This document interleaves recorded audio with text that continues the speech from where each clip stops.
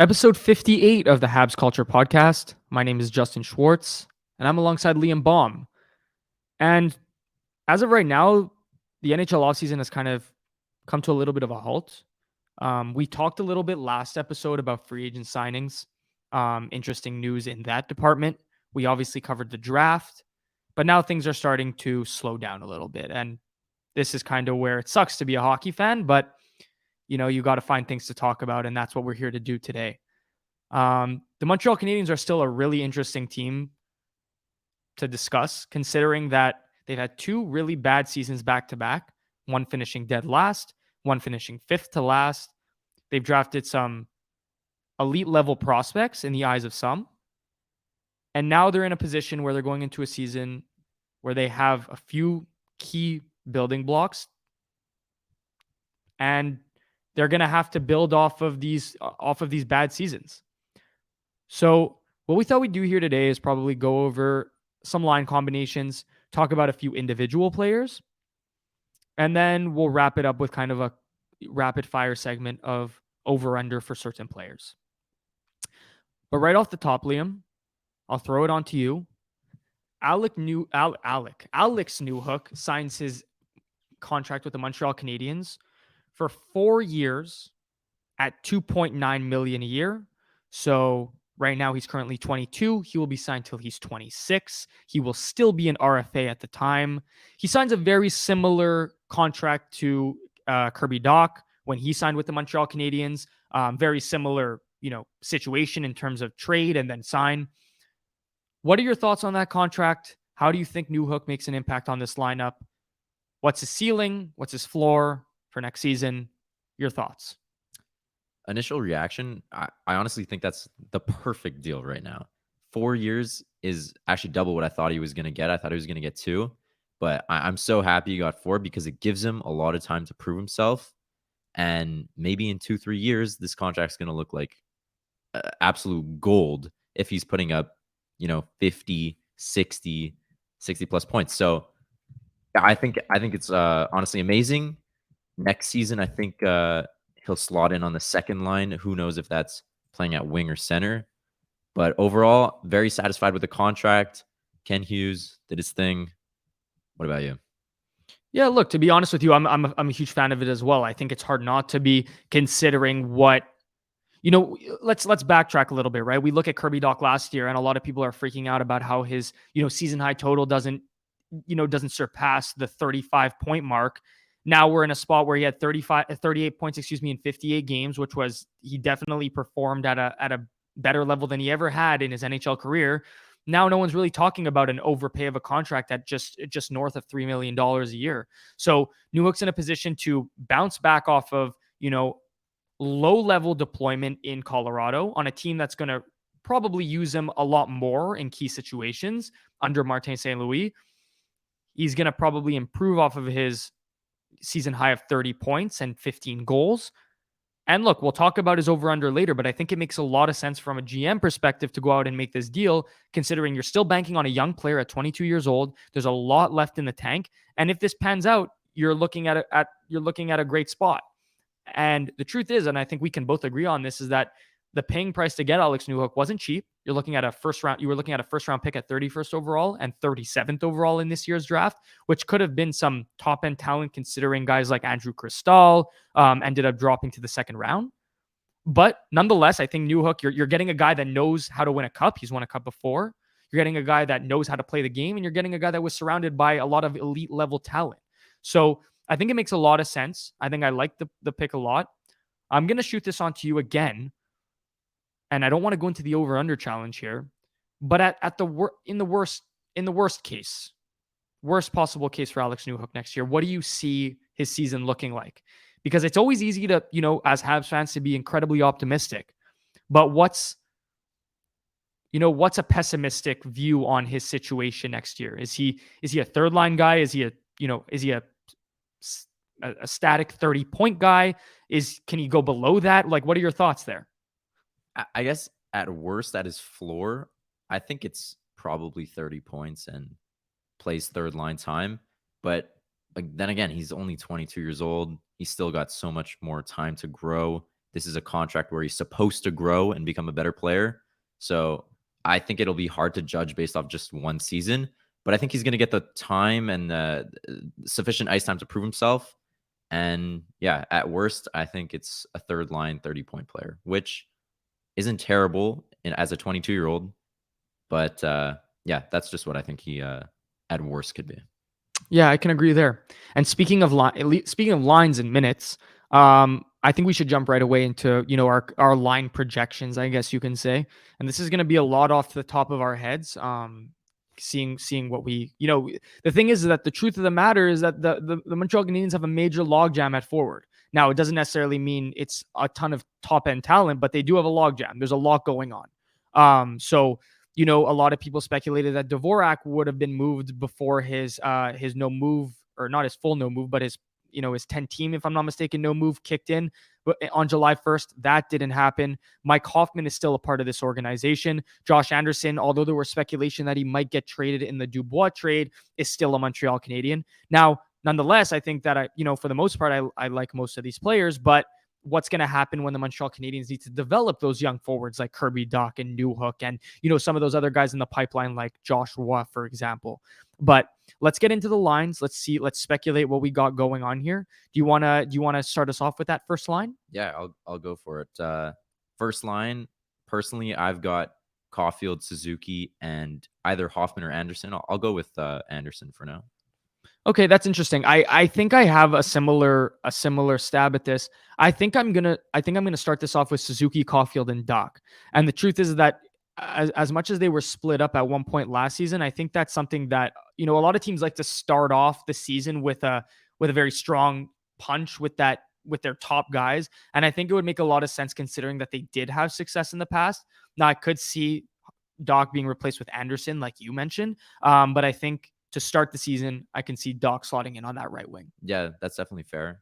My one thing about that is just I don't think they're going to have all of them together because they're all going to play together on the first power play. So maybe splitting them up is a good idea for that. But I don't. They did play together last season, if I'm correct, right? Right. At some point, and they did do very well. So I wouldn't be surprised.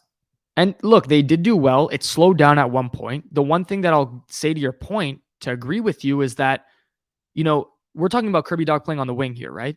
Kirby Dach is a phenomenal centerman, and he proved that last year.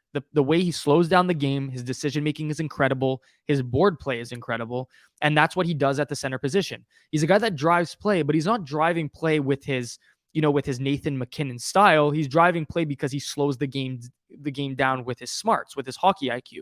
So playing him at center with another guy in Nick Suzuki at center playing them separately, one at C1 and one at C2, makes a lot of sense considering that you're really, you're doing your due diligence by balancing your lines properly. So I can definitely see a world where Kirby Dach doesn't start on that first line. But again, this is all speculation and we're just having fun with it.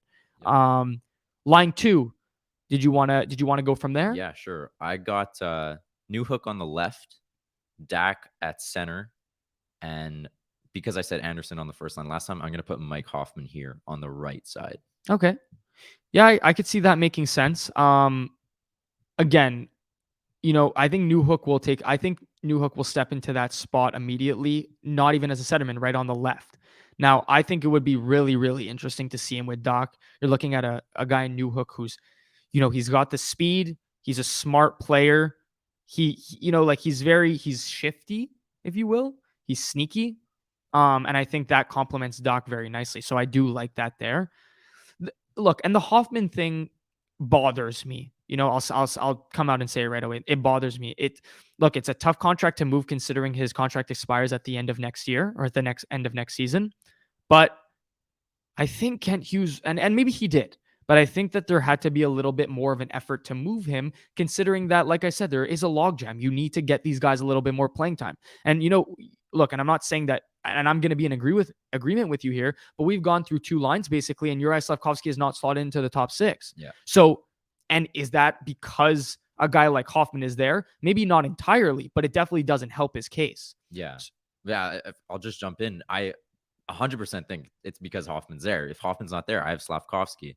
I just think Hoffman is getting that money and we got to use him. He's a I don't think he's a bottom six forward. He's a top six forward, and he needs to be in a role where he's getting the puck a lot and shooting, not that much else. So, yeah, I'm just gonna agree with that and say yes. If Slavkovsky or if Hoffman's not there, Slavkovsky's on that line.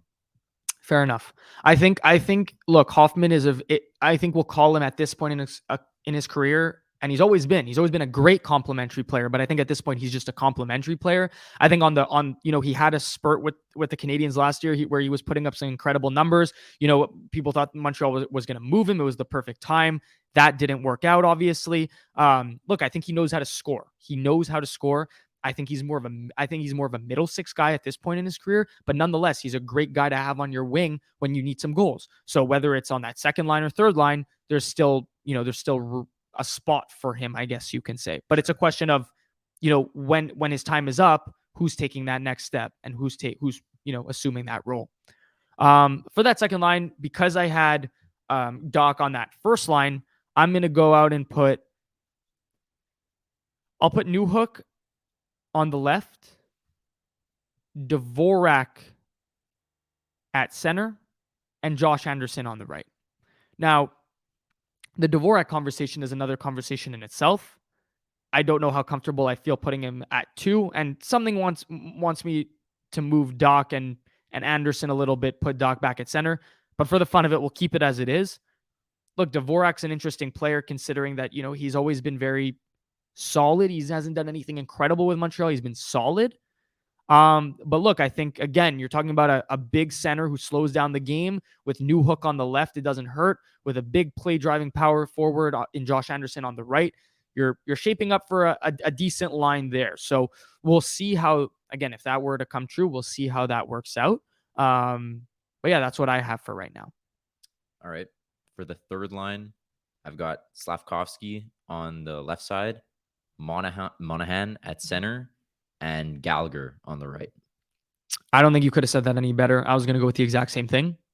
So you want to give me your thoughts on how that line works? Yeah, Why? Honestly, I don't really like Slavkovsky on the third line. I think we need him in a top 6 role. But again, with the logjam at forward, it's just hard to place him anywhere else. And we kind of want him playing in his correct position. So got to put him somewhere. And I guess that's on the third line, at least to start the season. We'll see how it progresses throughout the year.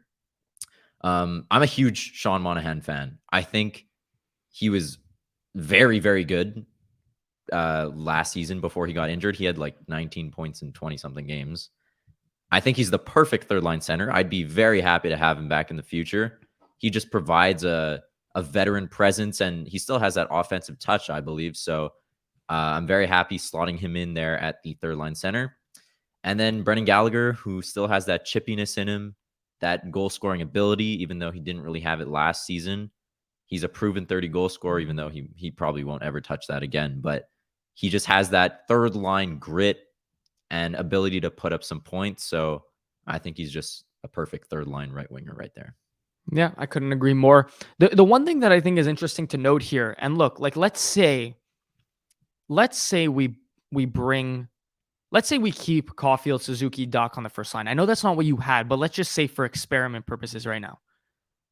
What are your thoughts about a line? And maybe it's too young and maybe it's too unproven, but a second line of Slavkovsky on the left, Newhook down the middle, and Josh Anderson on the right.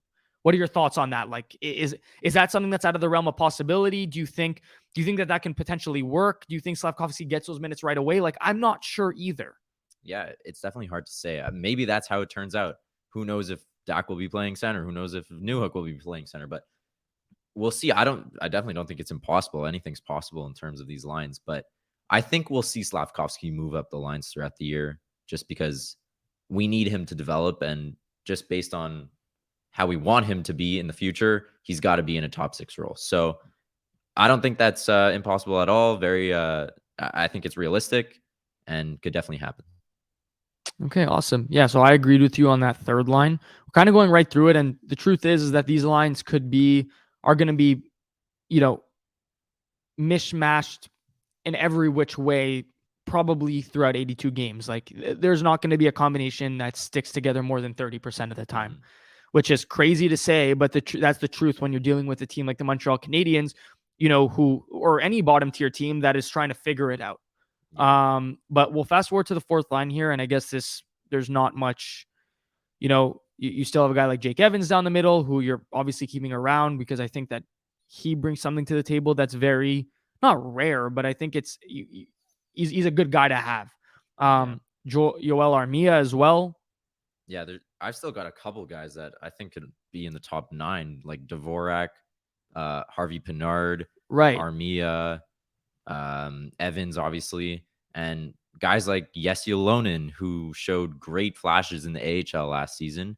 Who knows what's going to happen with him? It's a complete logjam. Pizzetta as well for the fourth line.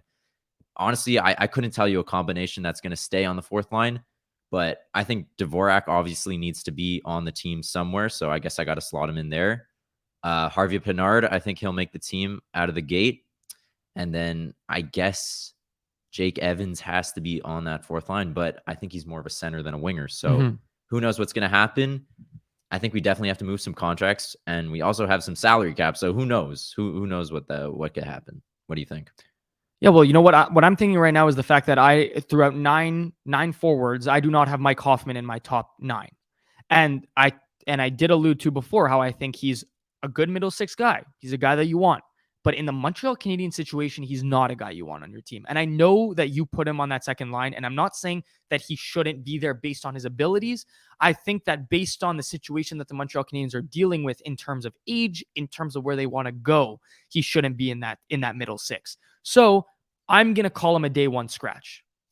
Now, that's completely fair. I don't know if that's even in the realm of possibility. People were talking about the potential of a buyout for Mike Hoffman, but I think that would have happened already, realistically speaking, considering all the buyouts that happened near the July 1st free agency. But I think that he'll probably end up being a scratch because, again, like you talked about, Harvey Pinard, like I'm looking at Daily Faceoff right now. Harvey Pinard's not in the lineup, but you still need to get Jake Evans in there. Yoel Armia, Mike Pizzetta. Like, these are guys that deserve a spot. And I'm not saying that Mike Hoffman doesn't deserve a spot, but like I said, with where they're going, they do deserve a spot, and he doesn't. So I'm going to kind of go with the same combination as you on that fourth line. Now, because I had Dvorak on the second line and Doc playing wing on the first, it's a little bit easier for me, I guess. But Evans at center, Harvey Pinard probably on the left, and Armia on the right. Interchangeably. Doesn't really matter. But I think Harvey Pinard has to get in the lineup. You just signed him to a bridge deal at $1.1 million a year. This guy just scored 15 goals, if I'm not mistaken. Yeah, around that. He's definitely a guy like Gallagher with pep in his step. Like he's out to prove something. And I rather that guy in my lineup than Mike Hoffman at this point in their respective careers. So yeah, I just want to mention something quickly. We can potentially be scratching $4.5 million of Mike Hoffman. And how much does Armia make? $4 million? Just south. I'll get that. I think it's 3.4. That's potentially around $8 million of cap that's sitting in your press box, eating hot dogs like Phil Kessel during the finals. It amazes me how many contracts we've handed out to forwards in the past few years. And how much dead cap it is, basically. It's basically like Minnesota buying out Parise and Suter. It's doing the same thing. So imagine we had that $8 million along with our $8 million that's sitting in our cap space right now. You can go out and get an 80-plus point player right there. So after the season, we got to make some real decisions and some good decisions with the money. Well, look, Look, Hoffman at 4.5 is expiring after this season. Armia is still under contract through 2024, 2025 for 3.4. Dvorak is still under contract for 4.45 through the 2024, 2025 season. Like, these are contracts that, and again, Dvorak less than the others, in my opinion, considering what Dvorak, I guess, brings to the table. But Hoffman's a contract you desperately need out. And that's why I think that they're not going to be so shy to sit him in the press box and say, hey, we'll take the blame. We'll take the loss, I guess, and have you sit there. But we're not going to, ruin the development of our young core just for you to get another subpar season under your belt at 33 years old. Like we don't care enough for that. And I hope that's the route that they take. Now it's a lot easier said than done with when you're a GM, right? Like you're handling $4.5 million. You gave it to this guy, and it wasn't him, but he was given this money. You're not gonna let the guy play 0 games. He's gonna get into the lineup. There's no doubt, but it's a question of when and why, and is it worth it? So we'll keep it at that. And let's not forget also, Rem Pitlick as well. Yep. At 1 more year at $1.1 million, exact same contract that Harvey Pinard was given this season. Like he's 26 years old. Is he going to slot in on that fourth line? Like you want to get these guys in your lineup. Now, it's not a question of is Rem Pitlick going to turn into a 40, 50 point player? We know he won't, but a 26-year-old to have in your bottom 6 at this point in the Montreal Canadiens development is not a bad thing to have. No, not at all. But I just think we need to be playing the most potential. I don't know what the right word there is, but the guys with the highest potential in their correct spots, and not playing guys like Hoffman in the top 6 and maybe even Anderson. I don't know. Anderson plays a different type of role, maybe more of a third line role, as well as Gallagher. So all that to say is that we might have the most expensive third and fourth lines in the NHL. Unfortunately, right? Yes. And look, from a situation perspective, the Montreal Canadiens are able to take that on right now because they're not in a place to win. But once the time comes where they want to be competitive, and again, there's no doubt Mike Hoffman isn't returning to the Montreal Canadiens after next season. Yoel Armia, we'll see, but it's going to have to be at I don't think so. Let's be real. He's 30 years old. I don't think he'll be with the Montreal Canadiens, but they're going to have to make some serious moves, I guess you can say, to really solidify like who do we want here? Because like we said, we mentioned 5 or 6 guys in that bottom 6 that might be in and out of the lineup every single game. So look, you want to get a guy like Evans in your lineup. You want to get a guy like Harvey Pinard in your lineup. But does Hoffman deserve a game? Does Yoel Armia deserve a game? Like it's just you don't want to have that question. That's what I'm trying to say. You want Harvey Pinard to play 82 games if he's capable, and you want Jake Evans to play 82 games if he's capable, right? You don't want to give Hoffman 30 games if you don't have to. The thing is, I just believe that some of these guys could be useful on other teams. Of course they can. Maybe at a discount. So I just don't understand why GMs don't go after these type of guys and ask for the Canadiens to retain. Maybe because Ken Hughes isn't really looking to retain a contract. But I feel like a guy like Armia can be really good on a fourth line somewhere because he's that big body and he can score goals from time to time. So yeah, I don't know. I just feel like there's some value that we can get in return, but we're just sitting them in the press box for half the season. Well, if I'm not mistaken, in terms of contracts that they can retain, I don't know if they can retain anymore because they're already retaining on the Edmondson contract right now. And I think that they're retaining on a couple more. And I think the max is 3. So I don't know if they're able to, but nonetheless, your point still stands. And well, why don't they move Hoffman with 1 year left to a team that, needs that middle 6 scoring, kind of like a Dadonov, but not on steroids, but an upgraded version of a Dadonov, right? So look, I think that there's no doubt that Hoffman will try to be moved at the deadline. Teams that are contending will take on his cap. But I guess right now it's tough for some of the contending teams to, go out and get Hoffman at $4.5 million when there's a lot of uncertainty in terms of, what direction teams are heading in for next season. So I guess we'll have to wait and see on that. But I think it's an interesting conversation considering that this team is trying to move in a certain area and there's a couple, roadblocks, but that's going to be up for Kent Hughes and his brass to figure out. Mm-hmm. And I don't want to compare him, Mike Hoffman, to Drouin, but I feel like it's a similar case where if you place him with the right players, he's going to produce at some point. Of course. Because he's shown that he can. Mm-hmm. I don't know if Drouin's really shown that he can other than maybe that first season in Tampa, but I feel like Hoffman on a contender playing with a top player, he's going to put the puck in the net. It's just a curse in Montreal that no previous good goal scorer can score goals. So that's just my opinion that he can produce somewhere if he's playing with the right players. The problem is that the Montreal Canadiens tend to sign guys like a Mike Hoffman when it's just too late, Yeah. Like we went out and acquired Thomas Vanek in 2014 or 2016. Correct me if I'm wrong. I think it's 2016. And look, he didn't show up here and there. And it's, people are asking the question, well, why? It's because his prime was 5 years ago. And when he was scoring 30 goals, there's a reason that you have him at a discount, right? So, or you acquired him for a discount. look, it's just the reality, and hopefully that flip gets switched at some point in time. But yeah, Maybe the new Hook deal is maybe the new Hook deal, and maybe Doc, yeah. we'll talk about that later. But Doc maybe becomes a 60-point guy next season, and you know, look, there's a lot of promise with this team, but there's also a few things to iron out, or a few wrinkles to iron out before things get rolling again. Yeah. Should we move on to the defenseman lines? Yep. And speaking of logjam, I mean, I won't call it a logjam, but there's going to be a problem. There's Eventually, inevitably a problem with this top six. And the truth is that we'll start it off with the top guy, but I think it has to do with Matheson. And it's not because he's a bad player. It's actually on the contrary. It's because he performed incredibly well last season, and he's looking to build off that. And, we'll talk about some of the other guys later. We talked about the drafting of David Reinbacher. We talked about Lane Hudson and what he's supposed to be. Logan Mailloux, obviously a few question marks there, but he's looking like an incredible player. You have Adam Engstrom, who might slot in at some point. That's 4 guys on top of your young core that include Harris, Gooley, and Jackeye, and Matheson. Yeah, there's just so many guys there. It's way too hard to just put it into 6 slots, but yeah, I'll just start it off right now.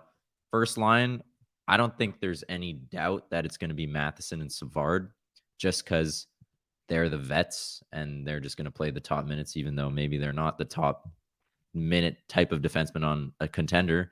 But that's just how it is on the Canadiens, and I think that'll be our first defenseman pairing.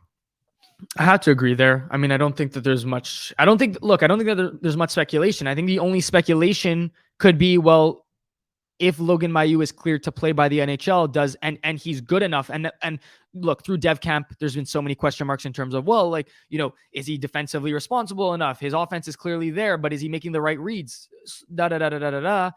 Is he a guy that can slot in to this top 6 now? And I think that's the only thing that's going to change this top 6 this year. My guess is probably not. So if it stays the same, then I would take Matheson and Savard.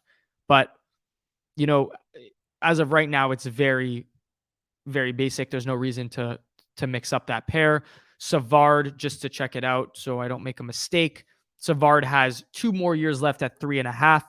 He's 32 years old. Once that contract expires, I think we can both agree that he'll be out the door, because that right side is not really in need of a 34-year-old at that point. So yeah, but I think for right now, we'll keep Matheson and Savard together. Yep. Second D pairing, I got Gooley and I guess Jordan Harris. I don't know if he can play the right side. If he can't play the right side, I'm going to put Kovacevic. But yeah, I love Gooley.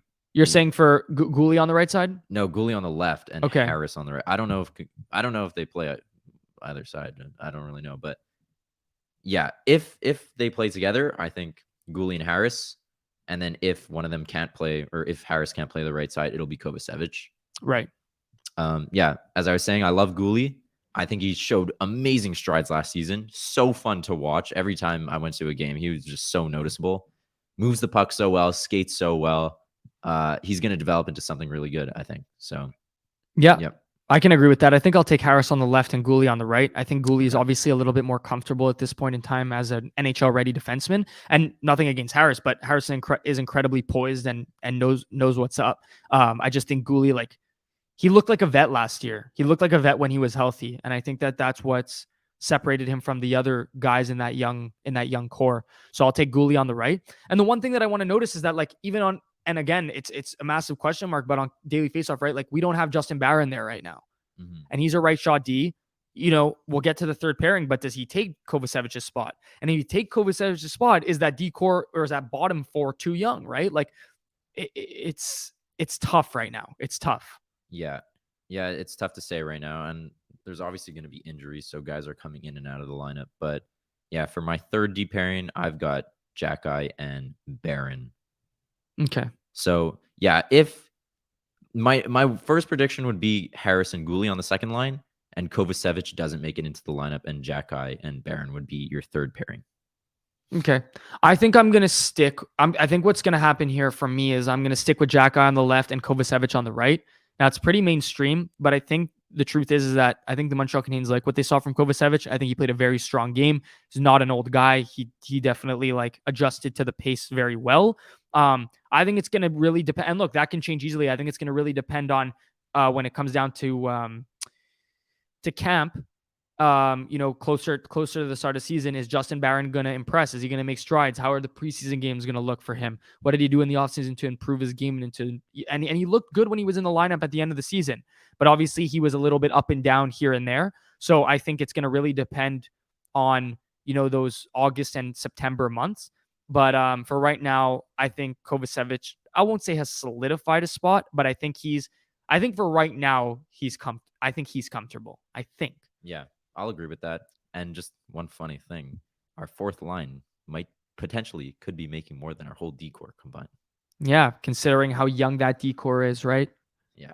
Gooley's still on an entry level. Jacka still on an entry level. Yeah, we got Matheson and Savard combined are making like 8.5 or something like that. Matheson's at 4.875 and Savard's at 3.5. Harris at 1.4.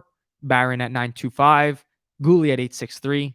And Kovacevic at league minimum, I believe. So combined, it's like 12 to 14 million. I don't know what the calculation is there. So, and sorry to cut you off, I think Wideman will probably still be around for his 1 year left. And look, he's a good locker room guy. I think he's one of those guys where you can't give him the minutes considering you have such a young decor and need these guys to develop, right? Yeah. So like, if he gets a game here and there because someone's injured, fine. But other than that, on the right side, you can't really mess with that. No, he won't be in the lineup too often, I don't think. I think Gooley's really... Actually, who do you think is going to be on the first power play as the QB?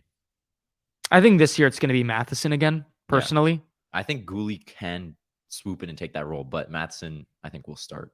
I think Gooley has definitely proved his offensive capabilities. I think Matheson will probably start there. Gooley, like you said, could probably make his way up there. But for right now, I'll go with Matheson. And on the second power play, I'll go with Gooley. Okay. And quickly, first line power play forwards or just lineup. I've got... Okay, so if I'm going with Matheson as my power play quarterback, Caulfield probably on that left side for the one-timer, Nick Suzuki on the right side for that his shot there, his classic. On the right side. Yeah, exactly. I'm gonna go with Kirby Dach kind of net front / down low. And look, I think it's tough because do you give a guy like Newhook the shot? I don't know. I think Monahan plays a good bumper. I'm going to have like pretty much the same thing. I think Dak will be in it. I'm just going to try to be different. I got Dak in the bumper, and Harvey Pinard in front of the net. Okay. But I think Harvey Pinard absolutely deserves some power play time. There's no doubt about that. I think he could play that role really well. Mm-hmm. There was guys like Chiasson who played in front of the net.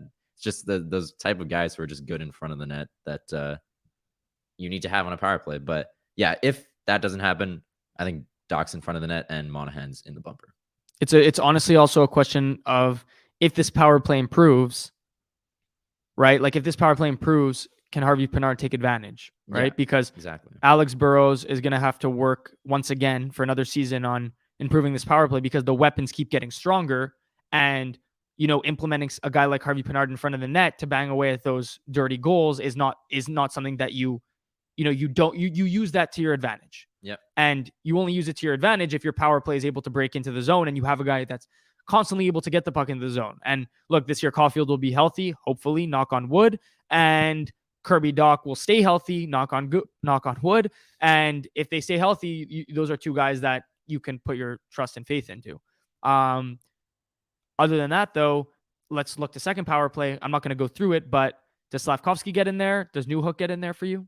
Yeah, I'm not going to say position because I don't really know where everyone's going to be playing, but I assume it's going to be Newhook, Slavkovsky, Anderson, and maybe Hoffman or Gallagher. I'll give that. And then probably Newhook gets a chance at center there.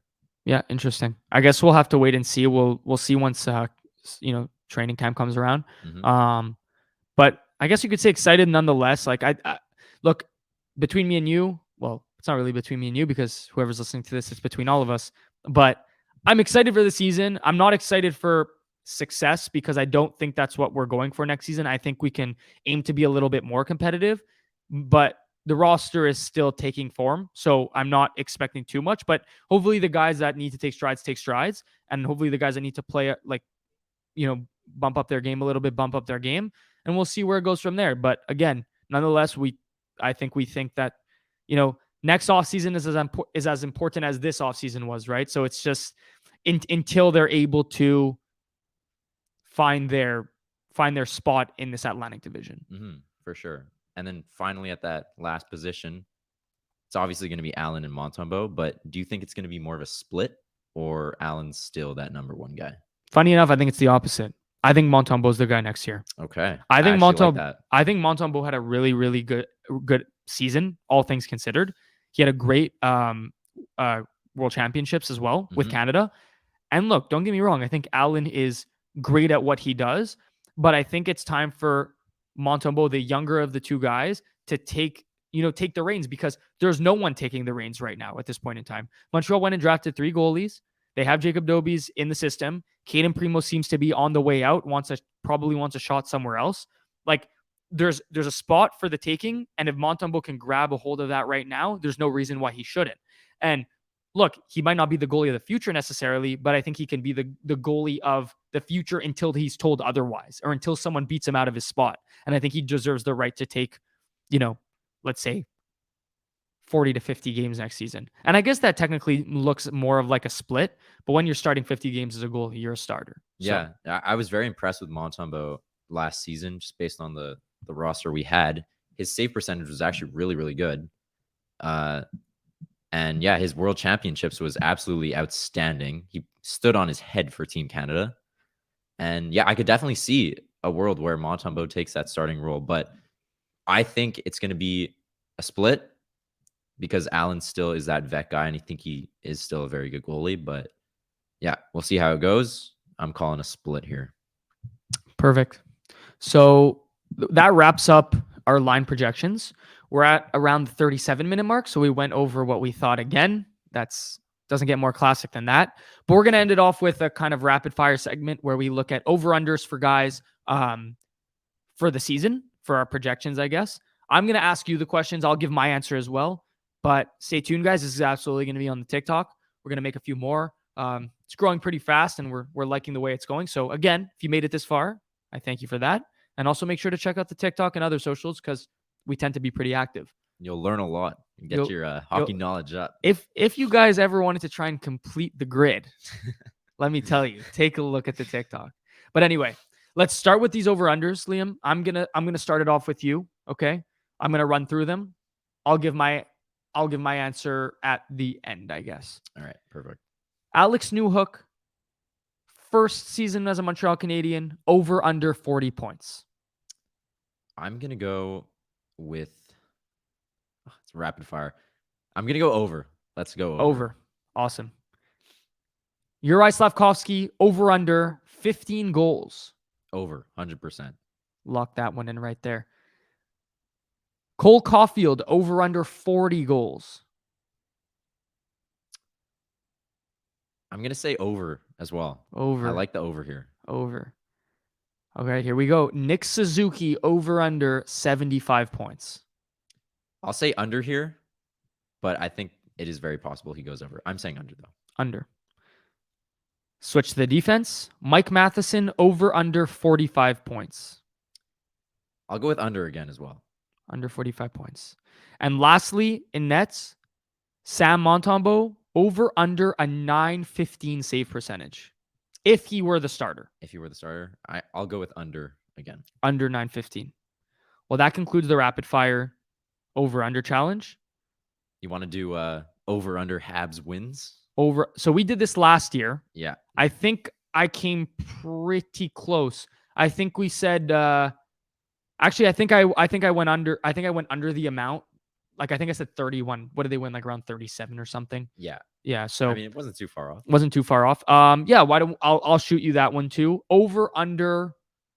Well, how many did they have last year? Let's confirm that. But let's see right now. But I still have my line nonetheless. Okay. Let's see what they got. I think it was around 38. I think I can. It's gone. I should have it here. They. Let's see. Well, anyway, I think that they had about around in like mid 30s range. Uh, They had 30. Oh, only 31. Okay. they ended up with 31. So maybe your line was amazing last season. Yeah, maybe it was amazing. Maybe I actually hit the nail on the head there. But Yeah, anyway, that's a great line. all right. Okay, so 31 last season. We're gonna make the assumption that they probably improved from fifth to last. Yeah. But by how much is the question? I'm gonna set the line for you, Liam, at 36 and a half wins. Sorry, 37 and a half. That's a good line. So 37 and a half means 37. Oh, anything over 37 or, well, yeah, over under 37, basically. Yeah. I'll go with under. Under. So you're thinking another bottom 10 finish here? I'm thinking another bottom 10 finish, and I'm going to say around 35 wins. But I think that's a good line, honestly. Awesome. Yeah, you know what? I think the problem with Montreal is that they tend to win too many games when you don't want them to. And I think that might be the case next year. I'll take the opposite here. I'll take the over. I think I could see them. Look, I mean, 40 wins would basically mean about 40 losses. You're almost at 500 there. So you're probably floating around that, that middle of the pack range, which I guess would be an incredible improvement based off of the last 2 years. But you know what? Yeah, 38 wins seems like a good number for Montreal next year. Okay. Just under 500. I like that. Well, with that being said, the rapid fire was concluded. We have your answers locked in. We have them on file, Liam. We're going to pull them up if you are completely wrong or completely right. But that was a lot of fun nonetheless. I appreciate you guys for tuning in. Like I said before, make sure to check out the socials. We're very, very active on TikTok primarily. So if you guys are interested in any of that content or anything in particular that you guys want to see us do, let us know. But other than that, guys, thank you so much for listening, and we'll catch you next time. Thanks, guys. See ya.